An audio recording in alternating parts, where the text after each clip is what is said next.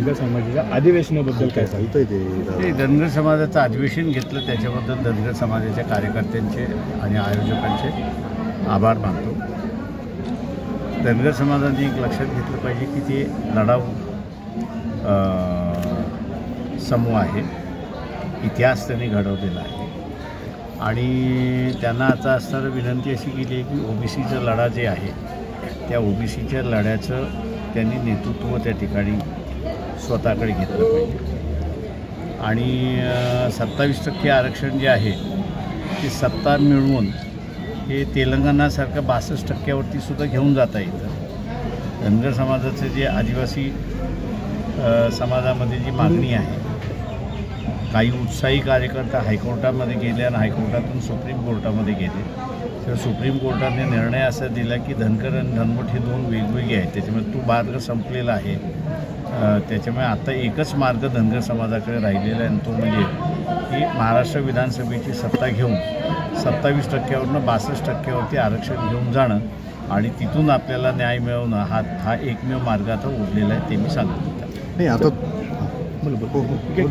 आता तुम्ही असंही म्हणलात की आगामी काळात ज्या काही निवडणुका होणार आहेत त्या सगळ्या निवडणुका ह्या एकतर ओबीसी किंवा आरक्षणवादी हे सत्तेवर यायला पाहिजेत याविषयी. ते मी आत्ता सर जे आमचा जो आहे की सत्ता ही ओबीसीनी घेतली पाहिजे. ओबीसीनी घेत असताना आरक्षणवादी जे आहेत, मग आरक्षणवादी इथला SC आहे ST आहे त्याला असताना त्यांनी मतदान दिलं पाहिजे आणि इथलं कोणी नसेल तर मुसलमानांना त्यांनी असताना मतदान दिलं पाहिजे. पण ज्या सवर्णाने आरक्षण संपवण्याची असणारी भूमिका घेतलेली आहे त्या सवर्णांना OBC SC ST आणि मुस्लिम ह्यांनी मतदान करू नये हे आवाहन मी केलं.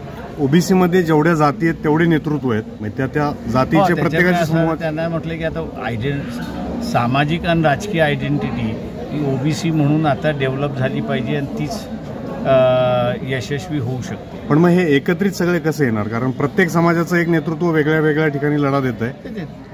माझ्या अंदाजानं कॉल दिला की एकत्र येतील असं माझं स्वतःचं म्हणणं असेल. धनगर समाजाचं अधिवेशन आहे आणि तुम्ही या व्यासपीठावर येऊन भाषण केलेले बोललेलं आहात.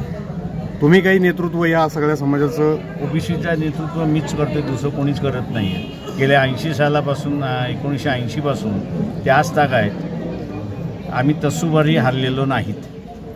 जे काय म्हणून मी म्हणालो की सुरुवातच केली होती की मला ज्या समूहामध्ये जातो मी त्या समूहामध्ये मला एक विचार आमच्यामधला प्रामाणिक नेता का होत नाही आहे. त्याच्यामुळे असणारं प्रामाणिक नेत्याची प्रक्रिया सुरुवात करायची असेल तर तुम्हाला ओबीसीचं पहिल्यांदा सत्ता आणली पाहिजे.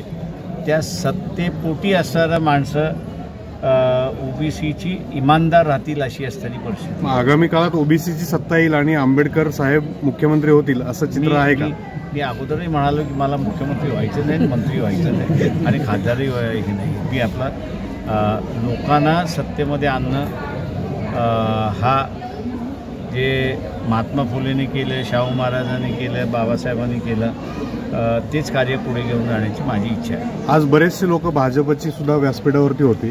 तुम्ही भाजप आणि बहुजन म्हणजे सवर्ण आणि बहुजन आणि त्यातलं मग देवाला मानणारा न मानणारा असं पण काही वर्णन केलं तर तुम्ही कसं बघता? की असं सरळ म्हणतो ना की असं खंडोबाला RSSचे जे प्रमुख असेल गोलवलकरपासून जे असणार मोहन भागवतपर्यंत एकाने तरी असणारा भेट दिली आहे का त्यांनी दाखवावं.